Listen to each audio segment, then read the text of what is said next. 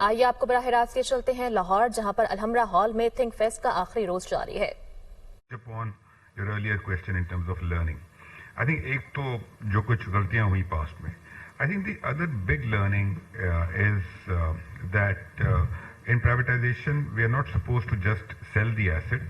Rather, there's a lot of work which happens pre-privatization, and we have to ensure that the objective post-privatization is achieved. And I think that's the theme of today's panel discussion also. Is it just a pure sale? Yeah, it is a structural change. So if you want me to touch upon this now, I can do that, or we can do that later. You can do it now, but keeping in mind some time. Sure. Basically, when you talk about structural change, so we have to define what structural change means. Structural change, from the government's perspective, you're talking about creating a market-based economy. आज की तारीख में जब government के पास इतने सारे assets हैं, so you can't have a market-based economy. And when you have a market-based economy, then the organization will be more efficient, the productivity will be higher, there will be more competition, and the talent pools overall growth will happen. So, and it will be a merit-based society because jobs will be given based on merit rather than relationships, which has been happening in our country. So overall, puri the structural change aayegi, so that will lead to growth. Yeah. And that's what we are working on. That these privatizations should lead to structural change and not just a pure sale. Yes. Now, taking this question forward, Zubair Saab, during your term, there were 4 or 5 privatizations that were successful, including that of banks. And generally, we take a lot of credit saying our banking industry is doing very well.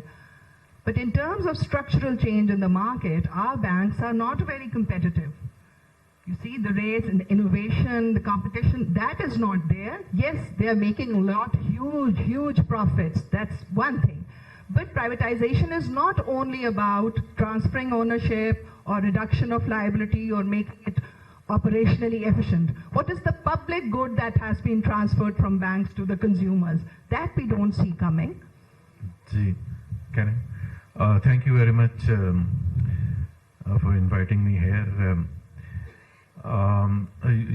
The question I'll try to answer in terms of the banks. I think overall, if you look back to the privatization that have been done over the last few decades, the success story I would say are the banks. Yes, that's what banks. Okay. Profitability, obviously they are making tons and tons of money. But that's not the criteria of judging whether they're successful. It is in the number of services and the quality of services that have improved over the since the nationalization period. The HPL or the pre-privatization period and the HPL of today are two different entities, both in terms of the quality of the management, the quality of the services that are available. What has not happened is, and that those are issues which have nothing to do with the banks which are privatized, is the exit of all major global banks from Pakistan. Yes. All the American banks were here, all the European banks were here, all the Far Eastern banks were here. So competitiveness obviously provides that kind of thing which helps finally the public, because the banks are competing in their services, the rates go down, the services go up, and people have more choices. Those choices are no more there.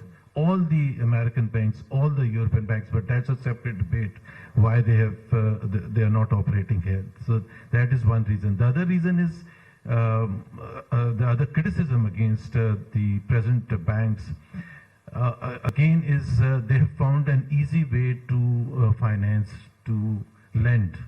The government always is in need of money, to put it simply, and so it's the easiest thing to do.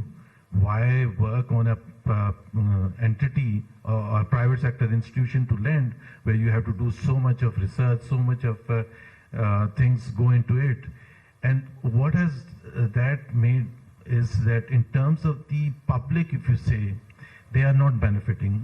Only the big companies, they have the opportunity to go and get to borrow money. As far as a common Pakistani is concerned, whether he's come up with a brilliant, innovative idea, like let's imagine, I mean, if Steve Jobs was in Pakistan, he would never have been able to come up with an idea of Apple because he could not go to a bank to get borrowing. And that's where the banks have completely failed. So if I go back 30 years ago, how easy it was for a common Pakistani to go and borrow from a bank, it is probably more difficult today. Thank you. That's so. I'll come back to Muhammad Ali with that. As a post-privatization of the banks, we see State Bank as one of the effective regulators. Is it an effective regulator or not? In my experience, when I was at Competition Commission, what kind of hurdles I had faced in conducting an inquiry against the banks, I will also share. But Naseem Saab, coming to you, PIA being privatized is being hailed by the government. Arif Habib company, you are heading as a CEO. So I don't wish to ask what expertise you have. Obviously, it makes business sense and proposition for you, so you would have taken it. But what is the way forward? Would like to hear for the public as what concessions, subsidy or exemptions have been given to you, and what prohibitions, if any, are placed in this transaction on privatizing PIA. Okay.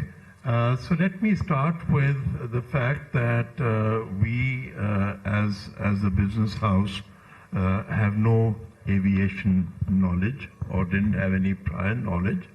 And along with our consortium members, we agreed that we would hire the services of one of the major international aviation advisory firms that advise airlines on turnarounds, on all sorts of issues, and they have a very wide range of expertise. So we spent a fair amount of good money, not knowing whether we'd win the transaction or not, but got a lot of advice, including a broad turnaround plan, while they were very clear that a detailed plan would cost us a lot more, and we thought, once, if we are successful, that step 2.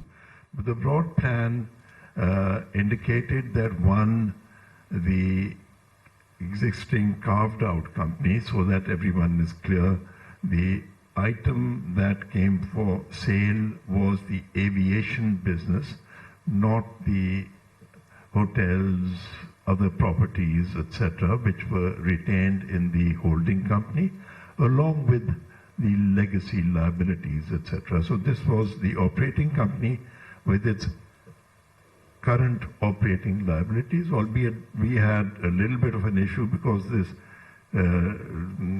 carving out took place about 2 years ago, and since then some liabilities had built up, but they were not immense. If I can ask a figure, because let's say 600 billion has been kept by the government itself, Yes. how much has been transferred to you? The current liabilities, which I would imagine is a total of 180 billion, but then there are assets against it. So, but there were, let's say, some overdue amounts that were worrying us, and to that extent, and these were owed to other government entities. So there was, prior to the bidding, it was finally agreed amongst all the bidders and the privatization that they'll be given 5 years to pay those government liabilities. Otherwise, everything else we have to face. But I read in the reports that you intend to take, you have 34 aircrafts, you intend to take it to 64, 18 are operational right now. Yeah. What timelines you have in Okay, mind? let me put it this way.